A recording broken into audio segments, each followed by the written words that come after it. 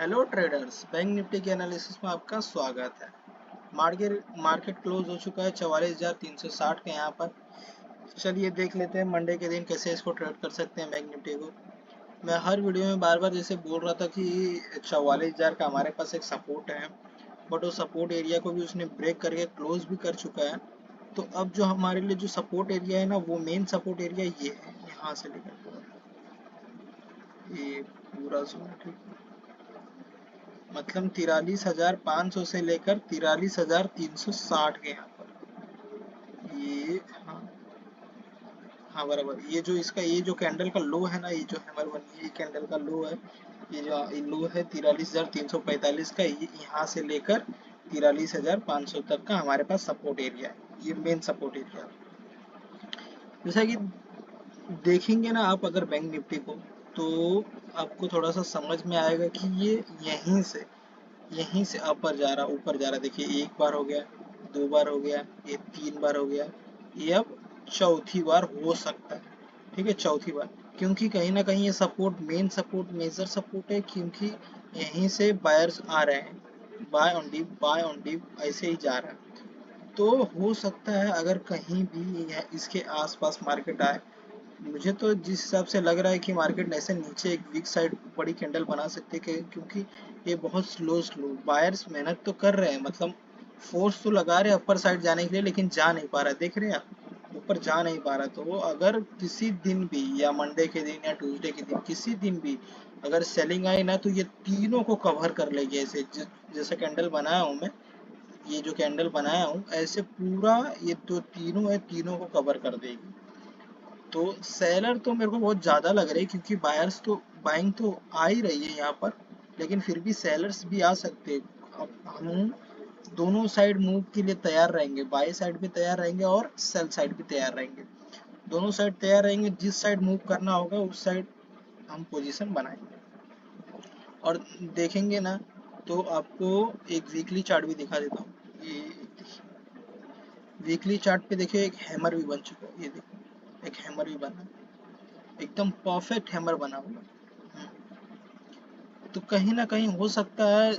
और ध्यान रखिए, जब तक मार्केट इसके अपर साइड नहीं जाता, मतलब 45,000 के ऊपर नहीं जाता, 45,000 के ऊपर क्लोज या ट्रेड नहीं करता है, तब तक बाय अपॉर्चुनिटी है भी नहीं। दोनों बीच में ही फंसे हुए हैं, ना बाइंग है ना सेलिंग। या तो ये इसके ऊपर कर दे, 45,000 के ऊपर क्लोज कर दे, तब बाइंग हो सकती है, बाइंग अपॉर्चुनिटी अपन देख सकते हैं। या फिर ये जो लो के नीचे, जो ये लो मैंने मार्क किया ना, इसके नीचे क्लोज कर दे मार्केट, तो ऑटोमेटिक एक सेलिंग पोजीशन बन जाएगी। देख रहे हैं कि नहीं आप, एकदम क्लियर कट व्यू दिख रहा है, क्योंकि एक हैमर बना है। तो जैसे ही 45,000 के अगर ऊपर साइड मार्केट क्लोज कर देता है, तो एक बाइंग अपॉर्चुनिटी हम लोग देख सकते हैं, जो कि लेके जा सकता है। जो ये हायर हाई है, इस हायर पे, मतलब 46,338 के यहाँ पर देखने को हमको मिल सकता है, या न्यू भी न्यू भी हाई देखने को मिल सकता है। लेकिन अगर सेलिंग हुई वीकली चार्ट में, अगर इस तरह के कैंडल बन गए, रेड कैंडल बन गए, तो फिर हमको जो सेकंड टारगेट है, वो जो 42,000 का टारगेट देखने को मिलेगा। ये 42,000, यही 42,000 का टारगेट दिख रहा है। उसके बाद तो बाद में का देखेंगे। लेकिन ध्यान रखिए, जब भी यहाँ पर आ रहा है, तभी एक बाइंग हो रही है। तो पॉसिबल है, हो सकता है कि मंडे के दिन या ट्यूसडे के दिन कंसोलिडेशन करके वापस से बैंक निफ्टी अपर साइड जाए। लेकिन अपर साइड नहीं गया, तो हम देख सकते हैं सेल साइड में किस साइड के ट्रेड कर सकते हैं। चलिए, ये तो हो गया वीकली। और डेली भी मैंने बता ही दिया आपको, क्या सपोर्ट है, क्या वो रेजिस्टेंस है। ठीक है, ये मैंने बता दिया है। ये 43,360 से लेकर 43,500 तक का सपोर्ट एरिया है। और जो इसके पास रेजिस्टेंस एरिया, वो 45,000 का रेजिस्टेंस है। जब तक ये दोनों को बीच में है, तब तक एक अच्छा मूवमेंट नहीं मिलेगा। अब समझ जाइए। और एक कैंडल भी मैंने बना के दे दिया, तो ज़्यादा खिचड़ी ना हो, इसके लिए चलते हैं 5 मिनट के चार्ट पे। 5 मिनट के चार्ट पे अब इसमें भी देखेंगे ना, तो मार्केट गैप अप देखिए एक कैसा बन रहा है सिनेरियो। मार्केट गैप अप हुआ, नीचे गैप अप हुआ, थोड़ा सा ऊपर गया, फिर नीचे आया, फिर अपर साइड चला गया, फिर पूरा दिन धीरे धीरे धीरे धीरे धीरे धीरे नीचे आ गया। अब यही चीज इसमें भी होगा, मार्केट गैप अप हुआ, नीचे आया, फिर कंसोलिडेशन करके फिर ऊपर गया, फिर नीचे आ गया, फिर धीरे धीरे धीरे धीरे ऊपर गया, फिर नीचे आ गया। कहीं ना कहीं मार्केट का एक व्यू, क्लियर कट व्यू दिख नहीं रहा है, किसी को भी नहीं दिख रहा है, पता ही नहीं चल रहा है यार हो क्या रहा है। जब भी मार्केट एक रेंज में होता है या किसी रेंज को ब्रेक करता है ना, देखिए मैं बताता हूँ, जैसे कि ये गया, एक मिनट सॉरी, जैसे कि ये अपर साइड गया, फिर ये नीचे आया, ठीक है, यहाँ तक समझ में आया। फिर ये जब ऊपर जाएगा ना, तो इसके ऊपर क्या बन सकता है, मतलब आगे क्या बन सकता है, आगे क्या बनेगा, देखिए जैसे कि ये मूव आया, ये जो मूव आया ये कौन लेके गया, बायर्स लेके गए, तो बायर्स लेके गए तो यहाँ पर कुछ ना कुछ प्रॉफिट बुकिंग होगी, ठीक है, कहीं ना कहीं बायर्स प्रॉफिट बुकिंग करेंगे। अब जब प्रॉफिट बुकिंग करेंगे तो ये नए बायर्स आएंगे, यहाँ पर एड डाउन होंगे, या जो पोजीशन बना के रखे हैं वो ऑलरेडी नई पोजीशन बनाएंगे। तो ये क्या आपको देखने में लग रहा है, फ्लैग पैटर्न हो गया, देख रहे कि नहीं, फ्लैग पैटर्न हो गया। तो यहाँ पर एक और नई पोजीशन बननी बनती है और फिर मार्केट ऊपर जाना चाहिए, लेकिन ऐसा नहीं हो रहा है। कहीं ना कहीं मार्केट कंफ्यूज कर रहा है, जो कि ये मार्केट में इवेंट चल रहा है, देख रहे हैं ना, बैंक निफ्टी में इवेंट चल रहा है, तो इवेंट के भरोसे कहीं ना कहीं मुझे लगता है कि मार्केट एक न्यूज़ के बेसिस पे काम करती है, न्यूज़ के जैसे ही न्यूज़ आता है या कुछ भी होता है तो उस तरीके से मार्केट चलने लगता है। नॉर्मली मार्केट या व्यू पे वैसे रहता है जैसा कि मैंने आपको बताया। चलिए दोस्तों, अगर चैनल पे नए आए तो चैनल को सब्सक्राइब करो, वीडियो को लाइक करो, वीडियो को शेयर करो, कीप सपोर्ट गाइज। नया नया चैनल बनाए, कृपया करके सपोर्ट करिए, आप लोग सपोर्ट की ज़रूरत है मुझे बहुत ज़्यादा। चलिए देख लेते हैं रेजिस्टेंस सपोर्ट किस तरीके से मंडे के दिन ट्रेड कर सकते हैं बैंक निफ्टी को। ये हो गया जो हमारा, ये है हमारा रेजिस्टेंस, और जो सपोर्ट एरिया है वो सपोर्ट एरिया है, ओके, ये सपोर्ट। अगर मार्केट समझ लीजिए बैंक निफ्टी मंडे के दिन गैप अप ओपन हो जाता है यहीं पर 44,253 के यहाँ पर अगर ओपन हो जाता है और फर्स्ट कैंडल हैमर बनाती है, तो आप बेझिझक बाय करिए, लो का एसएल लगाइए और हाई के ऊपर बाय कर लीजिए। टारगेट यही रहेगा जहाँ पे आज के क्लोज हुआ है, 44,360 के यहाँ पे क्लोज हुआ है, 44,360 का पहला ही टारगेट रहेगा, ओके। ये हो गया फर्स्ट, ये फर्स्ट हो गया, ठीक है। फर्स्ट तरीका किस तरीके से ट्रेड कर सकते हैं अगर मार्केट गैप डाउन ओपन हो गया। आप समझ लेते हैं कि मार्केट गैप ओपन होगा, सॉरी सॉरी पहले ये बता दूं, अगर हैमर ना बन के फिर मार्केट अगर कंसोलिडेशन करता है, कंसोलिडेशन करने का मतलब हुआ 10-20 नहीं, अब आधे घंटे चाहिए, आधे घंटे या आधे घंटे से ऊपर, इतना तो मिनिमम चाहिए ही चाहिए, नहीं होता है तो हम उसे ट्रेड ही नहीं करेंगे, ठीक है।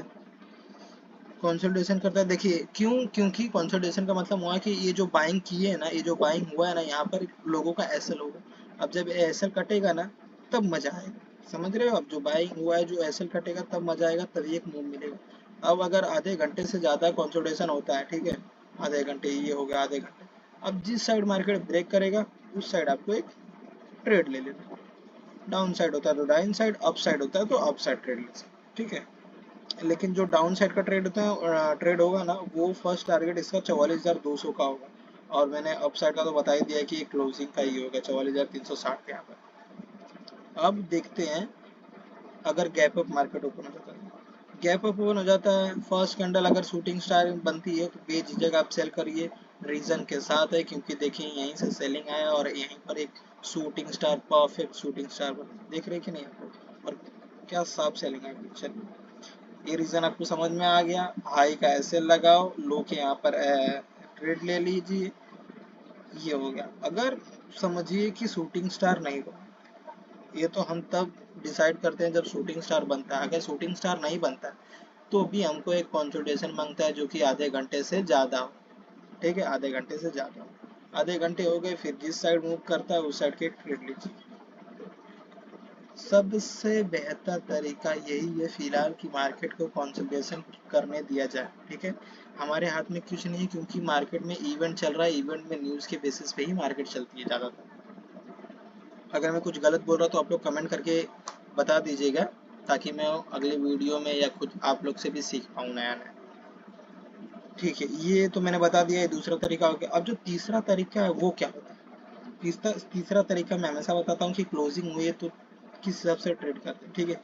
क्लोजिंग के यहाँ तो मैं ट्रेड करने को ही नहीं बोलूंगा, अवॉइड करने को बोलूंगा ट्रेडिंग। ठीक है, अगर क्लोज के यहीं पर, अगर यहीं पर मार्केट ओपन होता है और कहीं भी ऐसे ऐसे ऐसे ऐसे जा रहा है तो आपको ट्रेड लेना ही नहीं चाहिए, ट्रेड को अवॉइड करना चाहिए। अब अवॉइड करने का भी एक रीजन है। ठीक है, अगर आप फिर भी अगर आप लोग फिर भी एक ट्रेड लेना चाहते हैं क्लोजिंग के यहाँ पर, तो देखिए सबसे बेस्ट तरीका है कंसोलिडेशन होने का। ठीक है, यहाँ पर भी अगर कंसोलिडेशन होता है, फिर अगर नीचे की साइड आता है तो फर्स्ट टारगेट यही होगा जो कि 44,253 का है, फर्स्ट टारगेट हो गया। और हाई उसका सेकंड टारगेट रहेगा, अगर अप साइड निकलता है तो 44,480 का फर्स्ट टारगेट रहेगा। अप साइड का भी मैंने टारगेट बता दिया, डाउन साइड का भी टारगेट बता दिया अगर ये निकलता है तो क्लोजिंग के यहाँ पर। लेकिन शर्त ये है कि क्लोजिंग के यहाँ पर कंसोलिडेशन करना बहुत जरूरी है, समझिए आप गाइस। ठीक है, क्योंकि यहाँ पर क्लोजिंग के यहाँ पर अगर ओपन हो रहा है ऐसे जा रहा है तो आप ट्रेड कहाँ पे लोगे, तुम आप ही बताओ कहाँ पर लोगे, कोई मूवमेंट तो होनी चाहिए। कैपिटल को बचा के रखिए अपने, खिचड़ी ज़्यादा हो गया साफ कर देता, कैपिटल को बचा के रखिए तभी आप अगले दिन भी ट्रेड कर पाओगे। मैंने भी बहुत सारी गलती करी है और उन्हीं गलतियों से सीख रहा हूँ, तो आप भी अपनी गलतियों को सीखिए, कैपिटल को बचा के रखिए। 2 दिन नहीं ट्रेड करोगे कोई वांदा नहीं है, अगले दिन आओगे पैसे लेके आपके पास रहेंगे, फिर पैसे बना लोगे, लेकिन पैसे रखना बहुत ज़रूरी है। आप मेरी बात को समझ रहे हैं तो कमेंट में बोलिए यस, और keep support guys. Thanks for watching, मिलते हैं नेक्स्ट वीडियो में। जय हिंद।